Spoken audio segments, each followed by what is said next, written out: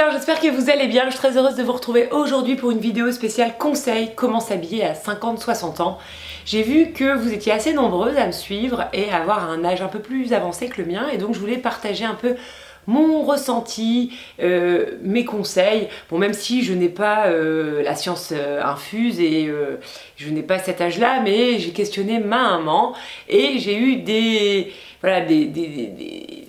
convictions que je voulais vous partager. Après, n'hésitez pas aussi à mettre en commentaire si vous voyez d'autres choses ou si vous n'êtes pas d'accord avec moi, parce que moi je ne demande que ça, à apprendre sur comment s'habiller à partir d'un âge où on a encore plus envie de rayonner, de s'habiller vraiment en fonction de sa morphologie, d'être sublime.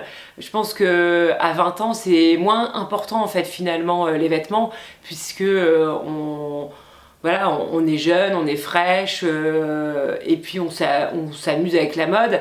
Par contre, c'est vrai que à 50 ou 60 ans, il faut toujours s'amuser avec la mode, mais peut-être de manière plus réfléchie, en se connaissant mieux, en connaissant mieux sa silhouette, en connaissant ses couleurs. Vraiment, je pense que c'est vraiment important. Vous êtes bien sur la chaîne d'Amélie Happy, la chaîne référente conseil mode et comment porter les tendances à tout âge. Si tu n'es pas encore abonné, c'est le moment de t'abonner. Je compte sur toi, c'est hyper important. J'ai beaucoup de plaisir à faire toutes ces vidéos, mais j'ai besoin de vos abonnements pour montrer que vous êtes là, pour justifier aussi tout mon travail. Et donc je compte vraiment sur toi pour t'abonner sur YouTube. Si c'est trop compliqué de créer un compte Gmail par exemple, n'hésite pas à demander à des personnes de ton entourage. Je sais que j'ai beaucoup de personnes, quand je les croise, qui me disent « Ah mais j'aimerais bien m'abonner mais je sais pas comment faire ». Et du coup, il faut juste avoir un compte Gmail, donc un compte de messagerie Gmail, et tu cliques sur s'abonner et ça y est, t'es abonné, et tu peux ainsi liker la vidéo et aussi mettre des commentaires sous les vidéos quand tu es abonné. Alors, quels sont mes conseils pour s'habiller quand on a 40 ou 50 ans ou même 60 ans? Le plus important de tout, et je vais le répéter des millions de fois, c'est bien se connaître. Et donc le premier point, c'est bien se connaître physiquement et donc connaître sa morphologie. Je pense que ça c'est vraiment indispensable, et donc je t'invite à revoir ma vidéo qui s'intitule Connaître sa morphologie facilement. C'est une vidéo qui est super simple et quand tu la regarderas, tu auras des informations sur ta morphologie. Deuxième conseil, c'est connaître tes atouts. Quels sont tes atouts de ta silhouette? Est-ce que ce sont tes jambes? Est-ce que ce sont tes fesses? Est-ce que c'est ton décolleté? Est-ce que c'est ta taille marquée? Est-ce que c'est des beaux bras, un beau visage? Voilà, tout ce que tu peux mettre en valeur, il faut connaître pour pouvoir bien choisir tes vêtements. Troisième conseil, c'est ne pas hésiter à aller sur des belles matières et à acheter des pièces un peu plus chères. Je pense que à partir d'un certain âge, c'est vraiment important d'investir dans des très belles pièces et notamment dans des très belles matières. Déjà pour le plaisir de porter des belles matières et aussi pour le toucher qui est très agréable aussi, hein, quand on prend un vêtement qui nous donne envie, où on a le plaisir de le mettre contre soi, c'est juste génial. Et enfin, c'est surtout aussi pour le tombé et la sensation quand tu portes le vêtement. Et donc, notamment, je te conseille plutôt d'acheter des très belles matières comme de la soie, du lin ou du coton, notamment dans cette période. Et la soie, il faut savoir que ne pas hésiter à acheter dans des marques qui sont un peu plus chères, mais peut-être en solde. En soie, notamment, moi je te conseille d'aller chez Massimo Dutti ou pourquoi pas même Monoprix. Ils font de la soie qui est vraiment belle et pas chère.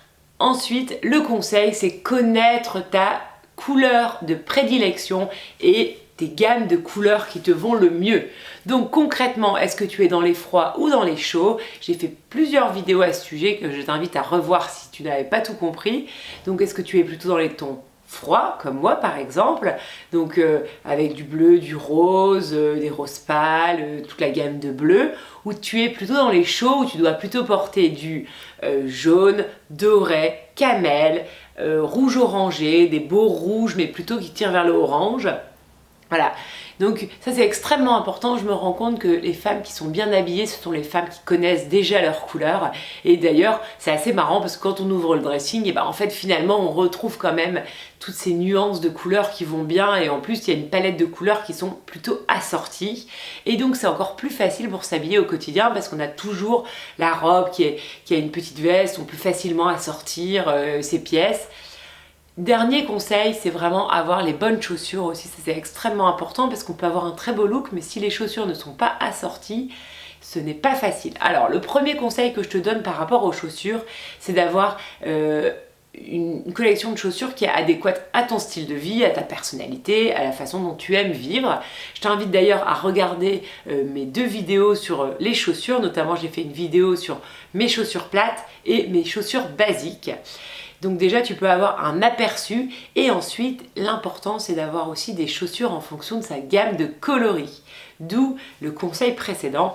Donc par exemple, moi je suis une femme dans les tons froids et donc j'ai des chaussures, alors forcément les boots noirs ou les escarpins noirs, ça c'est un indispensable, mais comme je suis dans les tons plutôt froids, j'ai aussi du coup des chaussures qui sont dans les coloris.